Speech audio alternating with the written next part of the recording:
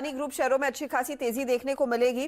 Rajesh Satpute, very quickly Adani power की trading range क्या रह सकती है? हालांकि ये डीलिस्टिंग की प्राइस 35-36 वो बेस बनता हुआ दिखाई दे सकता है, लेकिन चार्टिकली क्या स्थिति है?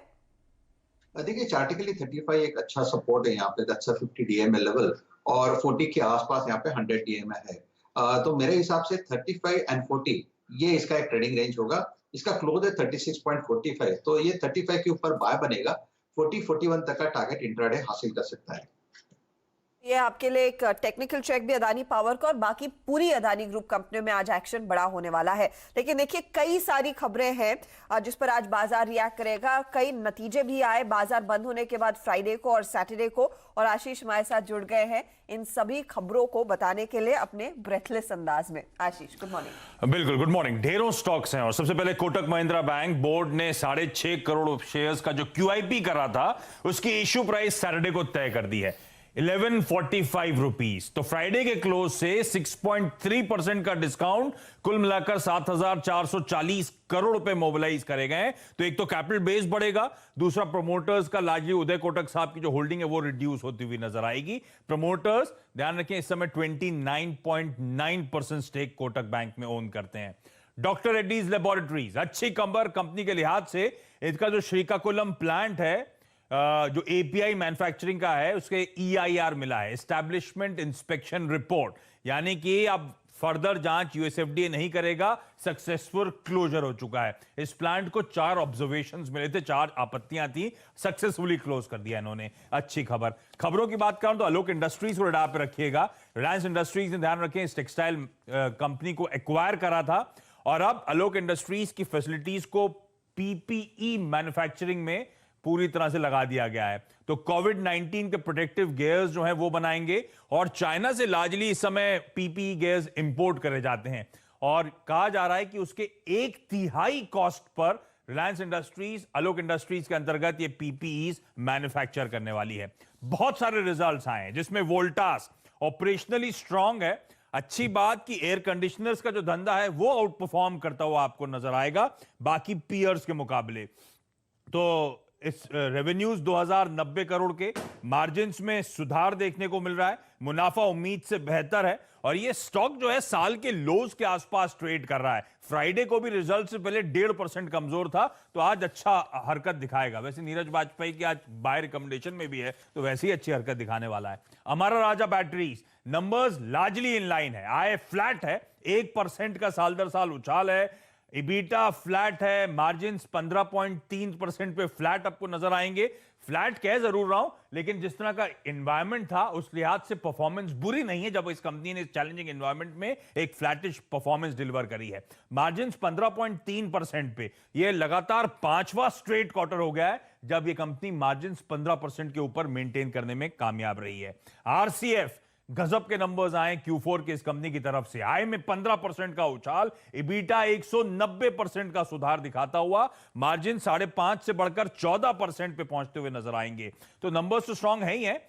एक रिलीफ भी है, गवर्नमेंट ने जो अप्रूवल्स दिए थे उसका, विंटेज अलाउंस दिया गया था यूरिया पे 150 रुपए प्रति टन का, मॉडिफाइड NPS 3 स्कीम के अंतर्गत एडिशनल फिक्स कॉस्ट 350 रुपए पर टन दी गई थी। तो अच्छे नंबर्स और गवर्नमेंट की जो एड मिली उससे इस तरह का परफॉर्मेंस आपको देखने को मिला है। इक्विटास होल्डिंग्स के नंबर्स आए हैं। खैर पैनी नजर तो आपकी इसकी बुक क्वालिटी में होनी चाहिए। 98% कुल बुक का मॉरेटोरियम में है और 98.2 टू बी प्रिसाइज, इस तरह का मोरेटोरियम है। MFI बुक तो 99.99% आपको मोरेटोरियम के अंदर नजर आएगी। हेडलाइन नंबर जरूर कहने के लिए ठीक है, NII में 65% का उछाल, मुनाफा 16 करोड़ क्लॉक करा है, लेकिन मुझे लगता है बुक को लेकर चिंताएं स्ट्रीट्स में होंगी। NCC कमजोर नंबर्स, लेकिन बाजार एंटिसिपेट कर रहा था। आय 36% गिरी क्योंकि लॉकडाउन के बाद इन्होंने कहा एग्जीक्यूशन एकदम ठप पड़ गया था। मार्जिन 13% के इस कंपनी ने क्लॉक करें और क्योंकि हायर मार्जिन ऑर्डर्स एग्जीक्यूट करे थे इस क्वार्टर में, उसका फायदा मिला है। मुनाफा 37% गिरा है। अच्छा, डेट रिडक्शन करा इस कंपनी ने। इस कंपनी का Q on Q 450 करोड़ रुपए का डेट रिड्यूस होता हुआ नजर आया है।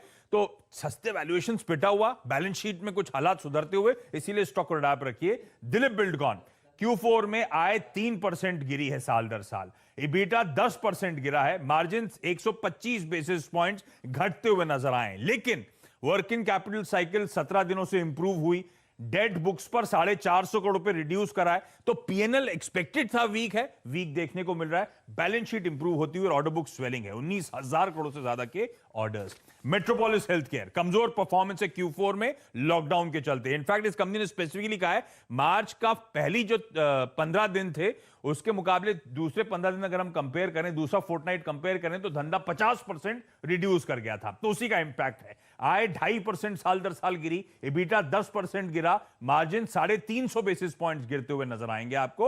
और कंपनी कह रही है 75% धंधा नॉर्मलसी की तरफ बढ़ेगा जून के अंत में जाते जाते। इनफैक्ट उनका कहना है आने वाला जो Q1 क्वार्टर ये इससे ज्यादा खराब आपको परिस्थिति देखने को मिलेगी और 40 से 50% के आसपास डी ग्रोथ आएगी क्वार्टर में। केईआई इंडस्ट्रीज आए फ्लैट, पेंडिंग ऑर्डर्स 3,260 करोड़ रुपए के, बैलेंस शीट स्टडी है, इन्होंने भी डेट रिड्यूस करा है अपनी बुक्स पे।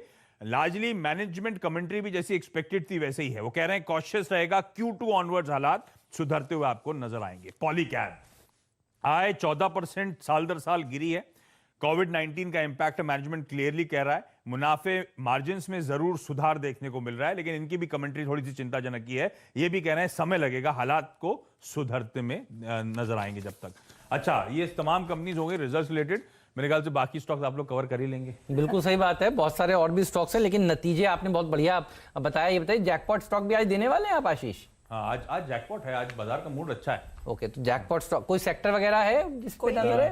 हिंट बताइए, क्योंकि आज की कोर थीम तो जो वर्षा ऋतु आ रही हैं उस पर है, तो मुझे लगता है उसी से रिलेटेड सेक्टर्स जो है आउट परफॉर्म करना शुरू करेंगे बाजार में, और उसी से जुड़ी एक कंपनी। चलिए, तो वर्षा ऋतु के ऊपर फोकस है आपका। एक काम कर लेते हैं, ब्रेक ले लेते हैं। बहुत सारे स्टॉक्स आपने बताए हैं, इन सब के ऊपर तो नजर रहेगी।